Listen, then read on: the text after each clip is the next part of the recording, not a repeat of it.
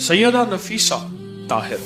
اللہ سے ڈرتی، قیام اللیل کرتی، دن کو روزہ رکھتی۔ میں نے کبھی ان کو رات میں سوتے اور دن میں بغیر روزے کے نہیں دیکھا۔ مریضوں پر خرچ کرتی،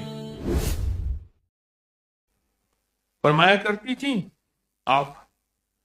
کہ سحری کے وقت لوگوں کی زبانوں پر جو آہوں کے تیر نکلتے ہیں وہ کبھی خطا نہیں جاتے۔ سیدہ نفیسہ جب مصر کے لیے سفر میں روانہ ہوئی تو راستے میں حضرت ابراہیم علیہ السلام کا مزار فلسطین، وہاں حاضری دی، سورت ابراہیم کی تلاوت کرتی رہی۔ تو حضرت ابراہیم کی بارگاہ میں عرض کیا، میرے جد امجد، میں آپ کی بارگاہ میں آج جسم اور روح کے ساتھ حاضر ہوئی ہوں، جبکہ اس سے پہلے فقط میری روح آپ کی بارگاہ میں حاضر ہوتی تھی، یعنی میں آپ کو ہدیہ بھیجتی تھی، تو روح ہدیہ لے کے جاتی ہے، یہ یاد رکھیے گا۔ اور مجھے حالت بیداری میں اپنی زیارت کرائیں۔ چند دنوں میں حضرت ابراہیم تشریف لے آئے اور اے بیٹی نفیسہ، تم میں بشارت دیتا ہوں، آپ نے فرمایا ابراہیم علیہ السلام نے، تم نیک خواتین میں تمہارا شمار ہے اللہ کی بارگاہ میں، اور میں وصیت کرتا ہوں کہ سورت مزمل کثرت سے پڑھا کرو، اور تمہیں عالم برزخ میں بھی اور قیامت کے دن بھی نہیں بھولوں گا۔ ایک مرتبہ دوسرے شہروں سے کچھ خواتین سیدہ کی بارگاہ میں آئیں اور آتے شکریہ ادا کیا کہ آپ ہمارے گھر تشریف لائی تھیں۔ ایک خاتون نے کہا، آپ نے جو کام میرے ذمہ لگایا تو میں نے کر دیا۔ سیدہ نفیسہ نے اس بات کو سراہا، چند ہدایات دی، انہیں رخصت کر دیا۔ ان کے جاتے کسی نے آپ سے سوال کیا، آپ تو کافی عرصے سے کسی سے ملنے کے لیے نہیں گئی، یہ دوسرے شہر کی خواتین آپ کے ہاں آئی ہیں۔ فرمایا یہ ساری جنات تھیں اور جنات کے قبائل سے تعلق رکھتی تھیں، اور ان اللہ کے نیک بندوں کا ہمارے ہاں آنا جانا ہے۔ ان جنات آپ کی بھتیجی فرماتی ہیں جو آپ کی خدمت میں تھیں کہ جہاں وہ نماز پڑھتی تھی وہاں قریب ہی ایک ٹوکری رکھی ہوئی تھی، جب بھی آپ کسی چیز کی خواہش کرتی وہ چیز ٹوکری میں مل جاتی، اور میں نے اس میں ایسی ایسی چیزوں کا مشاہدہ کیا جو میرے وہم و گمان اور خیال سے بالاتر۔ ایک دفعہ میں نے اظہار کیا تو فرمانے لگی، زینب، جو اللہ پر توکل کرتا ہے دنیا اس کی فرما بردار ہو جاتی ہے۔ ایک بزرگ تھے قاری طیب صاحب رحمۃ اللہ، فرماتے ہیں علوم معرفت میں نے دو خواتین میری مشاہدے کی حد تک پہنچی، میں نے پوری دنیا مطالعہ کیا ہے کہ دو خواتین سے بڑھ کے میں نے باکمال نہیں دیکھا، ایک رابعہ بصریہ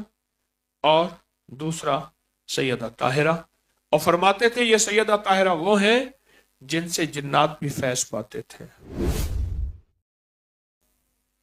آپ نے بیماری کی حالت میں اپنے گھر میں قبر کھود دی، سیدہ نفیسہ نے روزانہ اترتی، قرآن مجید پڑھتی، اس قبر میں انہوں نے 190 قرآن مکمل کیے اور اس میں قرآن ختم کیے، اور جب موت کا وقت آیا آپ روزے سے تھیں، لوگ ڈرتے ہوئے آئے، پانی پینے پر مجبور کیا، لوگوں کے اصرار سے تنگ آ کر فرمانے لگے، میں نے 30 سال اللہ سے دعا کی کہ اللہ میں تجھ سے ملوں تو روزے سے ملوں، میری دعائیں توڑتے ہو، تم چاہتے ہو روزہ چھوڑ دوں؟ اور پھر قرآن پڑھنے لگی اور فرمانے لگی کہ اللہ پاک کی رحمت میری منتظر ہے۔ بیماری کے ایام میں اپنے شوہر حضرت اسحاق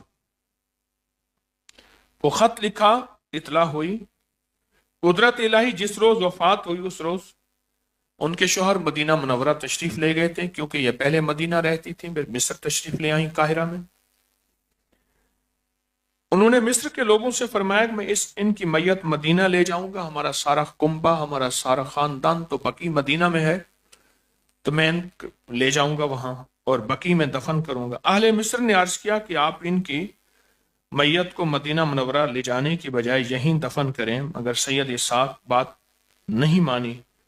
اور مدینہ منورہ لے جانے پر اصرار کیا، اور انہوں نے اکٹھے ہو کر بہت سارا مال جمع کیا، اور جن اونٹوں پر وہ مدینہ سے آئے تھے ان کی خرچیاں مال دولت سے بھر دیں۔ یہ کسی طرح مان جائیں کہ یہاں سے ان کو لا لے جائیں۔ پہنچے، معلوم ہوا کہ راتوں رات ان کا ارادہ بدل گیا، لیکن مال کی وجہ سے نہیں۔ فرمانے لگے مجھے تمہارے مال کی حاجت نہیں۔ بڑے باپ کے بیٹے تھے، امام جعفر صادق کے بیٹے، امام موسیٰ کاظم کے بھائی، بڑی ہستی۔ اور رات کو میرے خواب میں میرے آقا حضور تشریف لائے، سرور کونین صلی اللہ تعالی علیہ وسلم فرما رہے تھے کہ اہل مصر کا مال انہیں واپس کر دو